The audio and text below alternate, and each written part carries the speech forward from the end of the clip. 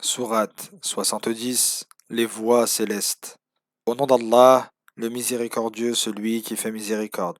Un impatient a réclamé que s'abatte un châtiment inéluctable, réservé aux mécréants et que nul ne peut repousser, car il vient d'Allah qui détient les voies célestes.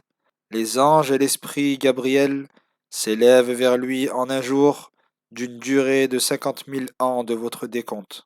Fais donc preuve d'une belle patience face à leurs torts. Les mécréants considèrent ce châtiment improbable, alors que nous savons qu'il est proche.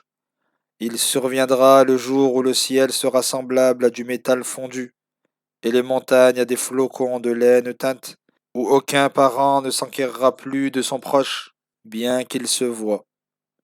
En ce jour, le criminel aimerait pouvoir échapper au châtiment en donnant pour rançon ses enfants, sa compagne, son frère, son clan qui lui portait secours, et tout ce qui est sur terre pourvu qu'il soit sauvé.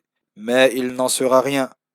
L'enfer n'est que flamme, arrachant la peau des membres et appelant à lui celui qui tournait le dos à la vérité et s'en détournait, et qui amassait des richesses et thésaurisait. L'homme a été créé impatient et avide. Il se montre abattu dans le malheur et avare et ingrat dans le bien. Sauf ceux qui accomplissent la prière, qui y sont assidus, qui accordent sur leurs biens un droit déterminé, aux mendiants et aux démunis, qui croient en le jour de la rétribution, qui redoutent le châtiment de leur Seigneur, car nul n'est à l'abri de son châtiment, ceux qui se gardent de tout rapport charnel, sauf avec leurs épouses et celles qui sont sous leur joug, en quel cas ils n'encourent aucun blâme. Quant à ceux qui cherchent au-delà de ces limites, ce sont les transgresseurs. Ceux qui respectent les dépôts qui leur sont confiés et honorent leurs engagements, qui témoignent de la stricte vérité, qui sont appliqués dans l'accomplissement de leurs prières, ceux-là seront honorés dans les jardins du paradis. Qu'ont donc les mécréants à accourir vers toi, sur ta droite et ta gauche, en formant des groupes dispersés? Chacun d'eux espère-t-il être introduit dans le jardin de la félicité? Il n'en sera rien. Nous les avons créés de ce qu'ils savent. Non, il n'en sera pas tel qu'ils le prétendent.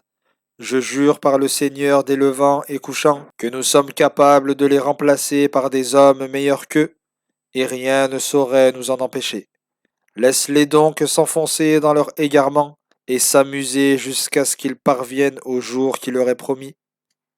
Le jour où ils sortiront avec précipitation de leur tombe, comme ils se ruaient jadis vers leurs idoles, le regard baissé, l'humiliation les couvrira. Voilà le jour qui leur était promis.